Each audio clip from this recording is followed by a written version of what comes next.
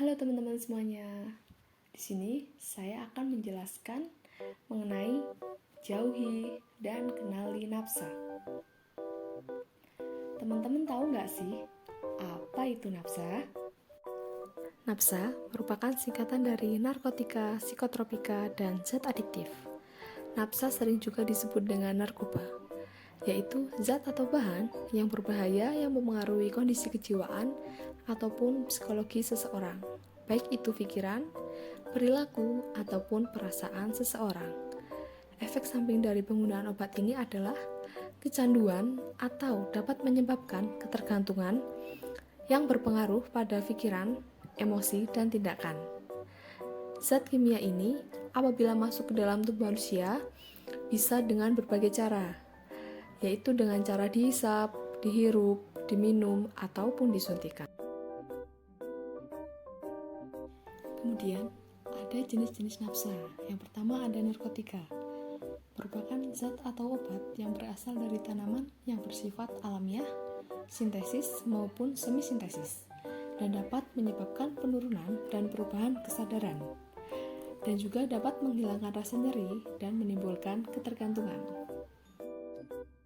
Nah, kemudian yang kedua ada psikotropika, yaitu zat atau obat, baik alamiah ataupun sintesis, bukan narkotika, yang berkhasiat psikoaktif melalui pengaruh selektif pada susunan saraf pusat dan dapat menyebabkan perubahan perilaku dan perubahan khas pada aktivitas mental.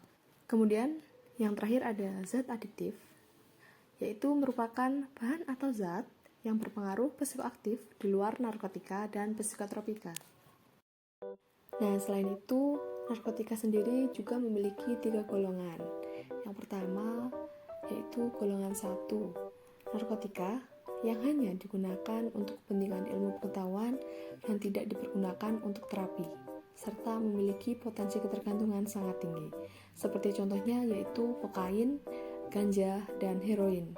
Kemudian, golongan kedua, narkotika yang dipergunakan sebagai obat, penggunaan sebagai terapi, dan pengembangan tujuan ilmu pengetahuan, serta memiliki potensi ketergantungan sangat tinggi. Seperti contohnya yaitu morfin dan petidin. Kemudian yang terakhir ada golongan 3, narkotika yang digunakan sebagai obat dan penggunanya banyak dipergunakan untuk terapi, serta dipergunakan untuk pengembangan ilmu pengetahuan dan memiliki potensi ketergantungan yang ringan. Seperti contohnya yaitu kodein.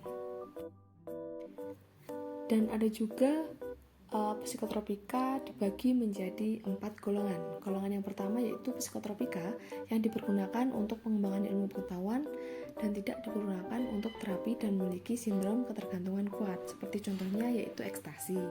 Kemudian yang golongan kedua yaitu psikotropika yang dipergunakan untuk pengobatan dan dapat digunakan sebagai terapi serta untuk tujuan pengembangan ilmu pengetahuan dan memiliki sindrom ketergantungan yang kuat. Seperti contohnya yaitu amfetamin.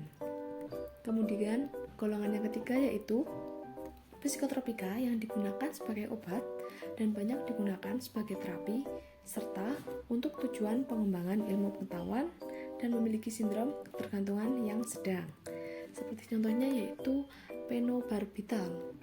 Kemudian yang keempat, golongan keempat yaitu psikotropika yang digunakan sebagai pengobatan dan banyak dipergunakan untuk terapi serta digunakan untuk pengembangan ilmu pengetahuan dan memiliki sindrom ketergantungan yang ringan.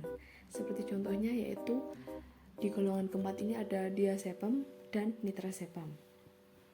Nah, kemudian juga ada zat adiktif, yaitu bahan atau zat yang berpengaruh psikoaktif di luar narkotika dan psikotropika, yaitu meliputi yang pertama ada minuman beralkohol